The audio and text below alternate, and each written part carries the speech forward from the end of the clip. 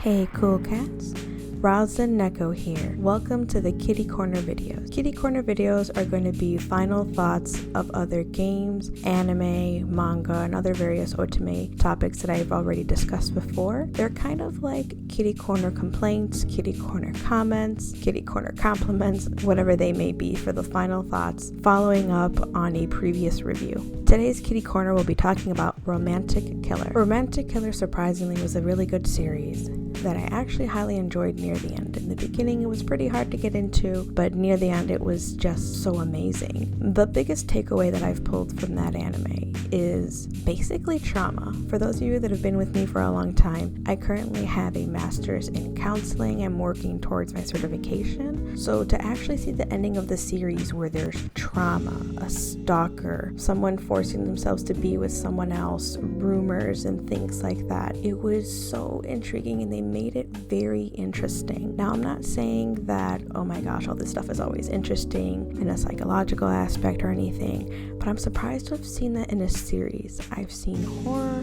I've seen psychological thrillers and such, but not really in this anime. They made it very entertaining and pulling in with the whole, hey, weird wizard, weird art and all of that. They have you then fall in love with the characters, watch the development between all the relationships, and then the major event at the end. So although all the characters were very interesting, the ending really centered around Kazuki. Kazuki came off as a character that was just very kept to himself, nonchalant, popular guy that didn't want to be the popular guy.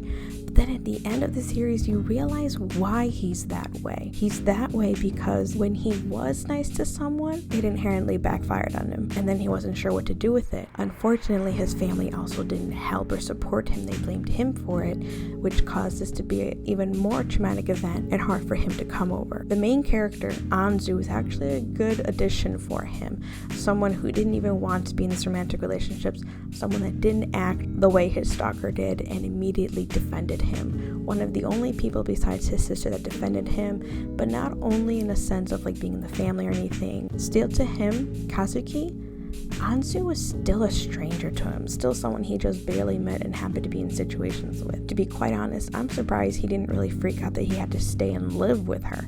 But I mean, she didn't give any vibes of like that previous person, so it makes a lot of sense.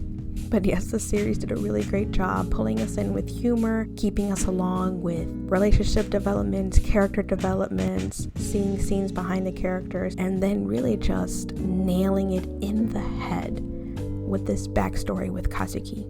That I have to applaud the creators for, because someone like me who's not into that kind of humor, to essentially watch it, still have a good couple laughs to be kept through the whole rest was very impressive. I do wish that they gave Hijiri some more light in the series. Sure, he didn't stand out. The thing is, you can really just summarize him as a guy with money and flaunting everything and kind of being a tsundere. But they really didn't put much spotlight on him. I feel like they focused on the other characters really more than anyone else. There's still barely that we know much about him. We only hear some things about him from his butler, but then that's really about it. In order to really flesh out a character's story, it's not really good to hear it from just a third character's perspective, but to really show the animation like they did for Kazuki. It didn't have to be much, but at least a little bit like the Junita as well. The last thing I'll say about the series is I'm surprised that Riri was an option. I don't know why, but they kind of threw that in there. They literally only gave us one episode where you can see Riri and Anzu's relationship maybe develop, or just some poking around in there. But I mean, why not? It's a romance series with some otome elements, so really,